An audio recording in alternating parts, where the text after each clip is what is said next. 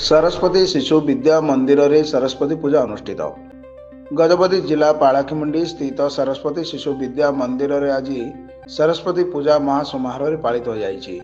प्रातः 8 घंटा समय छात्र छात्री तथा पुरोहितों द्वारा मां का आवाहन पूजन एवं होम पुष्पांजलि कार्यक्रम संपन्न होता। यही अवसर में पालाखीमुंडी शहर ऊर्ध्व कुनि कुनि शिशु माने निज पितामाता सहासी खड़ीछुआ माध्यम विद्यारंभ संस्कार करथिले।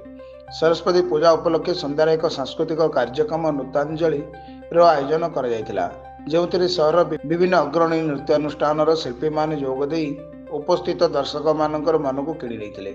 नगर अनेक निमंत अतिथि तथा मान्यगण व्यक्ति जोगदे।